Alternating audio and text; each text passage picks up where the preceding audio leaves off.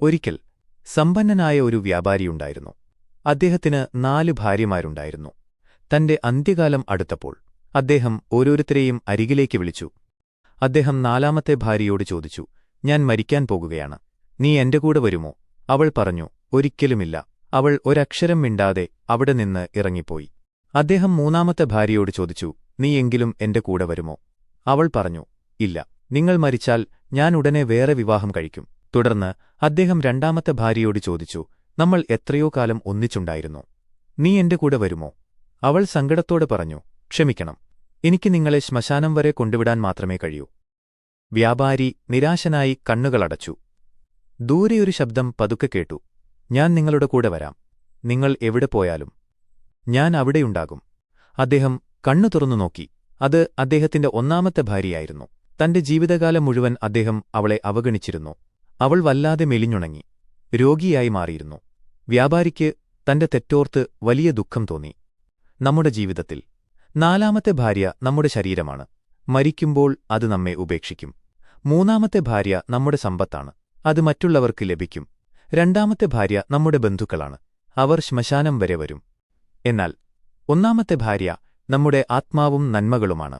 നാം ജീവിതകാലത്ത് ഒട്ടും ശ്രദ്ധിക്കാത്ത ആ നന്മകൾ മാത്രമേ മരണശേഷവും നമ്മോടൊപ്പം വരികയുള്ളൂ. ഒരിക്കൽ ഒരു വേട്ടക്കാരൻ കാട്ടിലൂടെ നടക്കുമ്പോൾ അടിമുടി മുറിവേറ്റ നിലയിൽ ഒരു സിംഹത്തെ കണ്ടു. അതിനെ കണ്ടപ്പോൾ വേട്ടക്കാരന് വലിയ സങ്കടം തോന്നി. അദ്ദേഹം ആ സിംഹത്തെ തന്റെ വീട്ടിലേക്ക് കൊണ്ടുപോയി. മുറിവുകളിൽ മരുന്നു പുരട്ടി, ഭക്ഷണം നൽകി. ദിവസങ്ങളോളം അതിനെ സ്നേഹത്തോടെ പരിചരിച്ചു. കുറച്ചു ദിവസങ്ങൾ കഴിഞ്ഞപ്പോൾ സിംഹത്തിന്റെ മുറിവുകളെല്ലാം ഉണങ്ങി. അത് ആരോഗ്യവാനായി മാറി. ഒരു ദിവസം വേട്ടക്കാരന്റെ ഭാര്യ ആ സിംഹത്തെ നോക്കി പറഞ്ഞു, ഈ മൃഗത്തിന് എന്ത് ദുർഗന്ധമാണ്, ഇതിനെ ഇനിയും വീട്ടിൽ നിർത്താൻ കഴിയില്ല. ആ വാക്കുകൾ സിംഹത്തിന് വല്ലാതെ വേദനയുണ്ടാക്കി. അത് പതുക്കെ എഴുന്നേറ്റ് വേട്ടക്കാരനെ നോക്കി ഒന്ന് ഗർജിച്ചിട്ട് കാട്ടിലേക്ക് തിരികെ പോയി. വർഷങ്ങൾ പലതു കഴിഞ്ഞു. ഒരിക്കൽ അതേ വേട്ടക്കാരൻ കാട്ടിൽ വെച്ച് ഒരു അപകടത്തിൽപ്പെട്ടു. അപ്പോൾ പഴയ ആ സിംഹം അവിടെ പ്രത്യക്ഷപ്പെട്ടു. അത് വേട്ടക്കാരനെ ശത്രുക്കളിൽ നിന്നും രക്ഷിച്ചു, സുരക്ഷിതമായ ഒരിടത്തെത്തിച്ചു.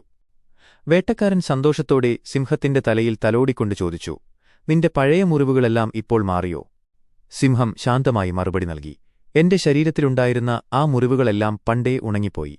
പക്ഷേ നിന്റെ ഭാര്യ അന്ന് പറഞ്ഞ ആ വാക്കുകളുണ്ടാക്കിയ മുറിവ്, അതിപ്പോഴും എന്റെ ഉള്ളിൽ ഉണങ്ങാതെ നിൽക്കുന്നു.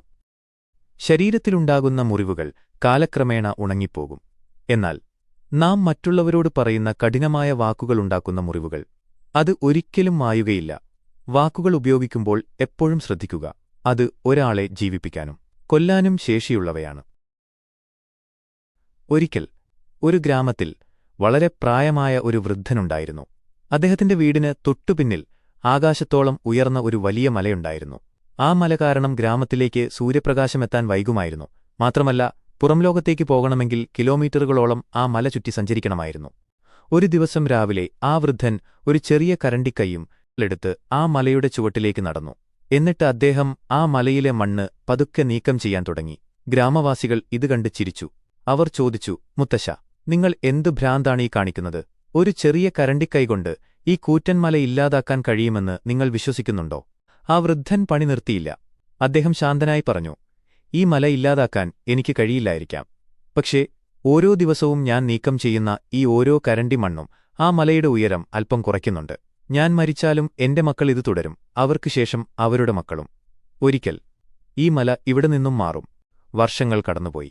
ആ വൃദ്ധൻ തന്റെ അവസാന ശ്വാസം വരെ ആ മലയിലെ മണ്ണ് നീക്കം ചെയ്തുകൊണ്ടിരുന്നു. അദ്ദേഹത്തിന്റെ നിശ്ചയദാർഢ്യം കണ്ട മക്കളും ഗ്രാമവാസികളും പതുക്കെ അദ്ദേഹത്തോടൊപ്പം ചേർന്നു. വലിയ യന്ത്രങ്ങളോ ഉപകരണങ്ങളോ ഇല്ലാതിരുന്നിട്ടും അവരുടെ കൂട്ടായ പരിശ്രമം ആ മലയുടെ നടുവിലൂടെ ഒരു വലിയ പാത നിർമ്മിക്കാൻ സഹായിച്ചു. അവസാനം ആ ഗ്രാമത്തിലേക്ക് സൂര്യപ്രകാശം നേരത്തെ എത്തിത്തുടങ്ങി. കിലോമീറ്ററുകൾ ചുറ്റി സഞ്ചരിക്കേണ്ടി വന്നിരുന്ന ഗ്രാമവാസികൾക്ക് ആ പുതിയ വഴിയിലൂടെ എളുപ്പത്തിൽ നഗരത്തിലെത്താൻ കഴിഞ്ഞു. ആ വൃദ്ധൻ വിതച്ച ആ ചെറിയ വിശ്വാസം ഒരു വലിയ മാറ്റത്തിന് കാരണമായി.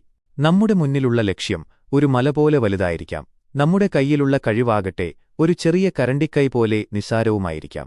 പക്ഷേ സ്ഥിരോത്സാഹം ഉണ്ടെങ്കിൽ അസാധ്യമായ ഒന്നുമില്ല. വലിയ കാര്യങ്ങൾ സംഭവിക്കുന്നത് ഒറ്റ ദിവസം കൊണ്ടല്ല, മറിച്ച് ചെറിയ ചെറിയ കാര്യങ്ങൾ നിരന്തരം ചെയ്യുന്നതിലൂടെയാണ്. ഒരു ചുവടുവെപ്പിൽ തുടങ്ങാത്ത ഒരു യാത്രയും ലോകത്തില്ല. നിങ്ങളുടെ ചെറിയ പരിശ്രമങ്ങളെ ഒരിക്കലും കുറച്ചു കാണരുത്. ഒരിക്കൽ വളരെ സന്തോഷവാനായ ഒരു തുന്നൽക്കാരൻ ഉണ്ടായിരുന്നു. അദ്ദേഹം പാട്ടുപാടിക്കൊണ്ടും തമാശകൾ പറഞ്ഞുകൊണ്ടും തന്റെ ജോലി ചെയ്യുമായിരുന്നു. അദ്ദേഹത്തിന് വലിയ സമ്പാദ്യമൊന്നുമില്ലായിരുന്നുവെങ്കിലും തന്റെ പക്കലുള്ളതുകൊണ്ട് അദ്ദേഹം തൃപ്തനായിരുന്നു. അദ്ദേഹത്തിന്റെ അയൽവാസി ഒരു വലിയ സമ്പന്നനായിരുന്നു. ആ സമ്പന്നൻ എപ്പോഴും ചിന്താക്രാന്തനായിരുന്നു. ഒരു ദിവസം അദ്ദേഹം തുന്നൽക്കാരനോട് ചോദിച്ചു, "നീ എങ്ങനെയാണ് ഇത്ര സന്തോഷമായിരിക്കുന്നത്? നിന്റെ കയ്യിൽ കാശൊന്നുമില്ലല്ലോ, എന്നിട്ടും നീ എന്നും ചിരിക്കുന്നു." തുന്നൽക്കാരൻ ചിരിച്ചുകൊണ്ട് പറഞ്ഞു, "എനിക്ക് ഇന്നത്തെ ഭക്ഷണത്തിനുള്ള വകയുണ്ട്. നാളെയെക്കുറിച്ച് എനിക്ക് ആശങ്കയുമില്ല. അതുകൊണ്ട് ഞാൻ സന്തോഷവാനാണ്." സമ്പന്നൻ അത് വിശ്വസിക്കാനായില്ല. അദ്ദേഹം ഒരു പരീക്ഷണം നടത്താൻ തീരുമാനിച്ചു. രാത്രിയിൽ അദ്ദേഹം തുന്നൽക്കാരന്റെ വീടിന്റെ മുറ്റത്ത് ഒരു സ്വർണ്ണപ്പാത്രം കൊണ്ടുവച്ചു. അതിൽ 99 സ്വർണ്ണനാണയങ്ങളുണ്ടായിരുന്നു. പിറ്റേന്ന് രാവിലെ തുന്നൽക്കാരൻ ആ പാത്രം കണ്ടു. അവൻ സന്തോഷം കൊണ്ട് തുള്ളിച്ചാടി. അവൻ നാണയങ്ങൾ എണ്ണിനോക്കി. 1, 2, 3, 99. 99, ഇത് 100 തികയാൻ ഒന്ന് കുറവാണല്ലോ. അവൻ ചിന്തിച്ചു, ആ ഒരെണ്ണം കൂടി കിട്ടിയാൽ എനിക്ക് കൃത്യം 100 നാണയങ്ങൾ ഉണ്ടാകും. ഞാൻ അതീവ സമ്പന്നനാകും. അന്നുമുതൽ തുന്നൽക്കാരന്റെ മട്ടുമാറി. അവൻ പാട്ടുപാടുന്നത് നിർത്തി. ആ 100ാമത്തെ നാണയം സമ്പാദിക്കാനായി അവൻ ഉറക്കമിളച്ച് പണിയെടുത്തു. ആഹാരം പോലും വേണ്ടെന്ന് വെച്ചു. കിട്ടുന്ന ഓരോ പൈസയും അവൻ ആ പാത്രത്തിലേക്ക് മാറ്റാൻ തുടങ്ങി. പക്ഷേ എത്ര അധ്വാനിച്ചിട്ടും ആ 100ാമത്തെ നാണയം അവന് കിട്ടാൻ വൈകിക്കൊണ്ടിരുന്നു. അവൻ ദേഷ്യക്കാരനായി മാറി, എപ്പോഴും അസ്വസ്ഥനായി. അവന്റെ മുഖത്തെ ചിരി മാഞ്ഞുപോയി. അയൽവാസി ഇത് കണ്ടു ചോദിച്ചു, "എന്തേ, നിന്റെ പാട്ടൊക്കെ എവിടെ പോയി? നീ ഇപ്പോൾ എപ്പോഴും സങ്കടത്തിലാണല്ലോ." തുന്നൽക്കാരൻ അപ്പോഴാണ് തിരിച്ചറിഞ്ഞത്. താൻ ആ 100ാമത്തെ നാണയത്തിനു പിന്നാലെ ഓടിയപ്പോൾ തന്റെ കയ്യിലുള്ള 99 നാണയങ്ങൾ നൽകുന്ന സന്തോഷം പോലും താൻ മറന്നുപോയെന്ന്. നമ്മുടെ ജീവിതത്തിൽ നമുക്കുള്ള നന്മകളെ നാം പലപ്പോഴും കാണാറില്ല. നമുക്കില്ലാത്ത ഒന്നിനെക്കുറിച്ച് ചിന്തിച്ച് നമുക്കുള്ള ബാക്കി 100 കാര്യങ്ങളെ നാം ആസ്വദിക്കാൻ മറന്നുപോകുന്നു. സമ്പാദിക്കുന്നത് തെറ്റല്ല, പക്ഷേ അത് നിങ്ങളുടെ സമാധാനം കളഞ്ഞുകൊണ്ടാകരുത്. സന്തോഷം എന്നത് നിങ്ങൾക്ക് കിട്ടാൻ പോകുന്ന കാര്യത്തിലല്ല, നിങ്ങളുടെ പക്കൽ ഇപ്പോൾ ഉള്ള കാര്യങ്ങളിലാണ്. ആ 100ാമത്തെ നാണയത്തിനു വേണ്ടിയുള്ള ഓട്ടം നിങ്ങളുടെ ഇന്നത്തെ ചിരി ഇല്ലാതാക്കാതിരിക്കട്ടെ. ഒരിക്കൽ നഗരത്തിലെ തിരക്കേറിയ ഒരു തെരുവിന്റെ വശത്ത് ഒരു അന്ധനായ മനുഷ്യൻ ഇരിക്കുന്നുണ്ടായിരുന്നു. അദ്ദേഹത്തിന്റെ മുൻപിൽ ഒരു പഴയ തൊപ്പിയും അതിനടുത്ത് ഒരു ബോർഡുമുണ്ടായിരുന്നു. ആ ബോർഡിലിങ്ങനെ എഴുതിയിരുന്നു, "ഞാൻ അന്ധനാണ്, ദയവായി എന്നെ സഹായിക്കൂ." ആളുകൾ ആ വഴി കടന്നുപോകുന്നുണ്ടായിരുന്നു. പക്ഷേ ആരും അദ്ദേഹത്തിന്റെ തൊപ്പിയിലേക്ക് ശ്രദ്ധിച്ചില്ല. വളരെ കുറച്ചുപേർ മാത്രം ചില നാണയങ്ങൾ അതിലിട്ടു. അദ്ദേഹത്തിന്റെ പാത്രം ഏകദേശം ശൂന്യമായിരുന്നു. അല്പം കഴിഞ്ഞ് ഒരു യുവതി ആ വഴി നടന്നുവന്നു. അവൾ ആ ബോർഡിലെ വാചകം വായിച്ചു. അവൾ പതുക്കെ ആ ബോർഡെടുത്തു, അത് തിരിച്ചുവെച്ചു. എന്നിട്ട് അതിൽ പുതിയ ചില വാക്കുകൾ എഴുതി. അവൾ ആ ബോർഡ് അവിടെത്തന്നെ വെച്ചിട്ട് ഒന്നും മിണ്ടാതെ നടന്നുപോയി. പെട്ടെന്ന് അത്ഭുതകരമായ ഒരു മാറ്റം സംഭവിച്ചു. ആ വഴി പോകുന്ന ഓരോരുത്തരും ആ ബോർഡ് ശ്രദ്ധിക്കാൻ തുടങ്ങി. എല്ലാവരും നിൽക്കുന്നു. അവരുടെ പോക്കറ്റിൽ നിന്നും പണമെടുത്ത് ആ അന്ധനായ മനുഷ്യന്റെ തൊപ്പിയിലിടുന്നു. മിനിറ്റുകൾക്കുള്ളിൽ ആ തൊപ്പി നാണയങ്ങൾ കൊണ്ട് നിറഞ്ഞുകവിഞ്ഞു. വൈകുന്നേരം ആ യുവതി വീണ്ടും ആ വഴി വന്നു. അന്ധനായ മനുഷ്യൻ അവളുടെ നടത്തത്തിന്റെ ശബ്ദം തിരിച്ചറിഞ്ഞു. അദ്ദേഹം ചോദിച്ചു, "മോളെ, നീയാണോ ഇന്ന് രാവിലെ എന്റെ ബോർഡിൽ എന്തോ എഴുതിയത്? നീ എന്താണതിൽ മാറ്റം വരുത്തിയത്?" അവൾ ശാന്തമായി പറഞ്ഞു, "ഞാൻ സത്യം തന്നെയാണ് എഴുതിയത്, പക്ഷേ അല്പം വ്യത്യസ്തമായ രീതിയിലെന്നു മാത്രം." അവൾ എഴുതിയത് ഇതായിരുന്നു, "ഇന്ന് വളരെ മനോഹരമായ ഒരു ദിവസമാണ്, പക്ഷേ എനിക്കത് കാണാൻ കഴിയില്ല." അദ്ദേഹം സ്തബ്ധനായിപ്പോയി. സഹായിക്കൂ എന്ന യാചനയേക്കാൾ തനിക്ക് നഷ്ടപ്പെട്ട ആ മനോഹരമായ ലോകത്തെക്കുറിച്ച് അവൾ എഴുതിയപ്പോൾ ആളുകളുടെ ഹൃദയത്തിൽ അത് തറച്ചു. അവർക്ക് തങ്ങളുടെ കാഴ്ച എത്ര വലിയ അനുഗ്രഹമാണെന്ന് അപ്പോൾ ബോധ്യമായി. നമ്മൾ എന്തു പറയുന്നു എന്നതിനേക്കാൾ പ്രധാനം അത് എങ്ങനെ പറയുന്നു എന്നതാണ്. നമ്മുടെ വാക്കുകൾക്ക് മറ്റൊരാളുടെ ഉള്ളിൽ കരുണയോ സ്നേഹമോ ദേഷ്യമോ ഉണ്ടാക്കാൻ കഴിയും. സത്യം പറയുമ്പോഴും അത് മറ്റുള്ളവരുടെ ഹൃദയത്തെ സ്പർശിക്കുന്ന രീതിയിൽ പറയാൻ ശീലിക്കുക. വാക്കുകൾക്ക് ലോകത്തെ മാറ്റാൻ കഴിയും. അവ ശരിയായി ഉപയോഗിക്കുക. നിങ്ങൾ കാണുന്ന ഈ മനോഹരമായ ലോകത്തിന് എന്നും നന്ദിയുള്ളവരായിരിക്കുക. ഒരിക്കൽ അതിശക്തമായ ഒരു തിരമാല കടൽത്തീരത്തേക്ക് അടിച്ചുകയറി. തിരമാല തിരിച്ചുപോയപ്പോൾ ആയിരക്കണക്കിന് നക്ഷത്രമത്സ്യങ്ങൾ തീരത്തെ മണലിൽ കുടുങ്ങിപ്പോയി. ഉച്ചസൂര്യന്റെ ചൂടിൽ വെള്ളമില്ലാതെ അവ ചത്തുപോകാറായ അവസ്ഥയിലായിരുന്നു. ആ സമയം ഒരു വൃദ്ധൻ തീരത്തുകൂടെ നടന്നുവരികയായിരുന്നു. ദൂരെ ഒരാളെന്തോ കുനിഞ്ഞുമെടുത്ത് കടലിലേക്കെറിയുന്നത് അദ്ദേഹം കണ്ടു. അടുത്തേക്ക് ചെന്നപ്പോൾ അതൊരു ചെറിയ കുട്ടിയായിരുന്നു. അവൻ മണലിൽ കിടക്കുന്ന നക്ഷത്രമത്സ്യങ്ങളെ ഓരോന്നായി എടുത്ത് തിരമാലകളിലേക്ക് എറിഞ്ഞുകൊണ്ടിരിക്കുകയായിരുന്നു. വൃദ്ധൻ ആ കുട്ടിയുടെ അടുത്ത് ചെന്ന് ചിരിച്ചുകൊണ്ട് ചോദിച്ചു, "മകനേ, നീ എന്താണ് ഈ ചെയ്യുന്നത്? നോക്കൂ, ഈ കടൽത്തീരത്ത് മൈലുകളോളം ദൂരത്തിൽ ആയിരക്കണക്കിന് നക്ഷത്രമത്സ്യങ്ങളാണ് ഇങ്ങനെ കിടക്കുന്നത്. നീ എത്ര ശ്രമിച്ചാലും ഇതിൽ പകുതിയെപ്പോലും രക്ഷിക്കാൻ നിനക്ക് കഴിയില്ല. ഇതുകൊണ്ട് എന്തു മാറ്റമാണ് ഉണ്ടാകാൻ പോകുന്നത്? ആ കുട്ടി അല്പനേരം നിശബ്ദനായി നിന്നു. എന്നിട്ട് അവൻ താഴെ കിടന്ന ഒരു നക്ഷത്രമത്സ്യത്തെ കൂടി കൈയിലെടുത്തു. അതിനെ കടലിലെ വെള്ളത്തിലേക്ക് ദൂരേക്കെറിഞ്ഞു. അത് തിരമാലകളിൽ നീന്തിപ്പോകുന്നത് നോക്കി അവൻ വൃദ്ധനോട് പറഞ്ഞു, ദാ, ആ ഒരു മത്സ്യത്തിന് ഇപ്പോൾ വലിയൊരു മാറ്റം സംഭവിച്ചു. വൃദ്ധൻ സ്തബ്ധനായിപ്പോയി. ലോകത്തെ മുഴുവൻ മാറ്റാൻ നമുക്ക് കഴിയില്ലായിരിക്കാം. പക്ഷേ നമ്മുടെ മുന്നിലുള്ള ഒരാളെ സഹായിക്കാൻ നമുക്ക് കഴിഞ്ഞാൽ ആ വ്യക്തിയുടെ ലോകം തന്നെ മാറും. ആ വലിയ സത്യം തിരിച്ചറിഞ്ഞ വൃദ്ധൻ ആ കുട്ടിയോടൊപ്പം ചേർന്ന് നക്ഷത്രമത്സ്യങ്ങളെ കടലിലേക്ക് തിരികെ വിടാൻ സഹായിച്ചു. നമ്മുടെ ഓരോ ചെറിയ പ്രവൃത്തിക്കും വലിയ വിലയുണ്ട്. ഞാൻ ഒറ്റയ്ക്കെന്തു ചെയ്യാനാണ് എന്ന് ചിന്തിച്ച് നന്മ ചെയ്യാതിരിക്കരുത്. നിങ്ങൾ നൽകുന്ന ഒരു പുഞ്ചിരിയോ ചെറിയൊരു സഹായമോ ഒരാളുടെ ജീവിതത്തിലെ ഏറ്റവും വലിയ മാറ്റമായിരിക്കാം. ലോകത്തെ മാറ്റുന്നതിനേക്കാൾ പ്രധാനം ഒരാളുടെ ജീവിതത്തിലെ വെളിച്ചമാകാൻ ശ്രമിക്കുക എന്നതാണ്. നന്മയുടെ ചെറിയ വിത്തുകൾ വിതയ്ക്കുക, അവ പടർന്ന് വലിയ മരങ്ങളായി മാറും. ഒരിക്കൽ ഒരു നഗരത്തിൽ 2 സഹോദരന്മാർ വളർന്നുവന്നു. അവരുടെ പിതാവ് കഠിനമായി മദ്യപിക്കുന്ന ഒരാളായിരുന്നു. അദ്ദേഹം എപ്പോഴും വീട്ടിൽ വഴക്കുണ്ടാക്കുകയും മക്കളെ ഉപദ്രവിക്കുകയും ചെയ്യുമായിരുന്നു. ആ വീട് സമാധാനമില്ലാത്ത ഒരിടമായിരുന്നു. വർഷങ്ങൾ കടന്നുപോയി. ആ ആൺകുട്ടികൾ വളർന്നു വലിയവരായി. ഒരു ദിവസം ഒരു ഗവേഷകൻ ആ കുടുംബത്തെക്കുറിച്ച് പഠിക്കാനെത്തി. അദ്ദേഹം ആ 2 സഹോദരന്മാരെയും വ്യത്യസ്തമായ സാഹചര്യങ്ങളിൽ കണ്ടെത്തി. ആദ്യത്തെ സഹോദരൻ തന്റെ പിതാവിനെപ്പോലെ തന്നെ ഒരു മദ്യപാനിയായി മാറിയിരുന്നു. അയാൾക്ക് ജോലിയൊന്നുമില്ലായിരുന്നു. എപ്പോഴും വിഷാദത്തിലായിരുന്നു അയാൾ.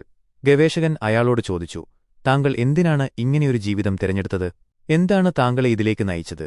അയാൾ സങ്കടത്തോടെ മറുപടി പറഞ്ഞു, എന്റെ പിതാവ് ഇങ്ങനെയായിരുന്നു, അതുകൊണ്ട് എനിക്ക് മറ്റൊരു വഴിയില്ലായിരുന്നു. ഗവേഷകൻ രണ്ടാമത്തെ സഹോദരനെ കാണാൻ പോയി. അത്ഭുതകരമെന്നു പറയട്ടെ, അയാൾ ആ നഗരത്തിലെ ഏറ്റവും വലിയ ബിസിനസ്സുകാരനും എല്ലാവരും ബഹുമാനിക്കുന്ന വ്യക്തിയുമായിരുന്നു. അയാൾക്ക് സ്നേഹമുള്ള ഒരു കുടുംബമുണ്ടായിരുന്നു. ഗവേഷകൻ അയാളോട് ചോദിച്ചു, താങ്കൾ ഇത്രയും വലിയ വിജയത്തിലേക്ക് എങ്ങനെയാണെത്തിയത്? എന്താണ് താങ്കളെ ഇതിലേക്ക് നയിച്ചത്? അയാൾ പുഞ്ചിരിച്ചുകൊണ്ട് പറഞ്ഞു, എന്റെ പിതാവ് ഇങ്ങനെയായിരുന്നു, അതുകൊണ്ട് എനിക്ക് മറ്റൊരു വഴിയില്ലായിരുന്നു. ഗവേഷകൻ സ്തബ്ധനായിപ്പോയി. ഒരേ സാഹചര്യം, ഒരേ പിതാവ്. പക്ഷേ 2 പേരും 2 വഴികളാണ് തെരഞ്ഞെടുത്തത്. ആദ്യത്തെയാൾ തന്റെ പിതാവിനെ ഒരു മാതൃകയായി കണ്ട് താഴേക്ക് പോയി. രണ്ടാമത്തെയാൾ തന്റെ പിതാവിനെ ഒരു പാഠമായി കണ്ട് ഉയരങ്ങളിലേക്ക് പറന്നു. നമ്മുടെ ജീവിതത്തിൽ സംഭവിക്കുന്ന കാര്യങ്ങൾ നമ്മെ തളർത്താനല്ല, നമ്മെ പഠിപ്പിക്കാനാണ്. മോശമായ ഒരു സാഹചര്യത്തിൽ നിന്നും നമുക്ക് 2 കാര്യങ്ങൾ ചെയ്യാം. ഒന്നുകിൽ ആ സാഹചര്യത്തെ പഴിപറഞ്ഞ് ജീവിതം നശിപ്പിക്കാം, അല്ലെങ്കിൽ ആ സാഹചര്യത്തിൽ നിന്നും പാഠം ഉൾക്കൊണ്ട് ഒരു പുതിയ ജീവിതം കെട്ടിപ്പടുക്കാം. നിങ്ങളുടെ ജീവിതം നിങ്ങളുടെ സാഹചര്യത്തിന്റെ ഫലമല്ല, നിങ്ങളുടെ തെരഞ്ഞെടുപ്പുകളുടെ ഫലമാണ്. നിങ്ങളുടെ ഭൂതകാലം എന്തുമാകട്ടെ, നിങ്ങളുടെ ഭാവി നിങ്ങളുടെ കയ്യിലാണ്. ഒരിക്കൽ ഒരു ഗ്രാമത്തിൽ കഠിനാധ്വാനിയായ ഒരു ശില്പി ഉണ്ടായിരുന്നു. രാജാവ് അദ്ദേഹത്തിന് ഒരു വലിയ ദൗത്യം നൽകി. കൊട്ടാരത്തിന്റെ പ്രധാന കവാടത്തിൽ പ്രതിഷ്ഠിക്കാൻ അതിമനോഹരമായ ഒരു ബുദ്ധപ്രതിമ നിർമ്മിക്കണം. രാജാവ് അദ്ദേഹത്തിന് ഒരു വലിയ പാറക്കഷ്ണം നൽകി. ശില്പി തന്റെ ഉളിയും ചുറ്റികയുമായി ജോലി തുടങ്ങി. അദ്ദേഹം ആ പാറയിൽ ആദ്യത്തെ ആഞ്ഞടിച്ചു. പക്ഷേ പാറയ്ക്ക് ഒരു മാറ്റവുമില്ല. അദ്ദേഹം വീണ്ടും വീണ്ടും അടിച്ചു. 10-ാം തവണ, 20-ാം തവണ, 50-ാം തവണ. പാറ പൊട്ടുന്നില്ല. ദിവസങ്ങൾ കടന്നുപോയി. ശില്പി തന്റെ സർവ്വശക്തിയും ഉപയോഗിച്ച് 100ഓളം തവണ ആ പാറയിലടിച്ചു. പക്ഷേ ആ ഉറപ്പുള്ള പാറ ഒരു പോറൽ പോലും ഏൽക്കാതെ നിന്നു. ശില്പി പതുക്കെ തളർന്നു. അദ്ദേഹം ചിന്തിച്ചു, ഇതൊരു സാധാരണ പാറയല്ല, ഇത് ഒരിക്കലും മുറിക്കാൻ കഴിയില്ല. ഞാൻ വെറുതെ സമയം കളയുകയാണ്. അദ്ദേഹം തന്റെ ഉപകരണങ്ങൾ താഴെവച്ചു.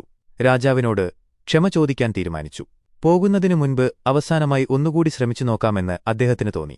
അദ്ദേഹം ഉളിവച്ച് പാറയിൽ ഒരിക്കൽ കൂടി ആഞ്ഞടിച്ചു. അത്ഭുതം! ആ ഒറ്റ അടിയോടെ ആ വലിയ പാറ കൃത്യമായി പകുതിയായി പിളർന്നു.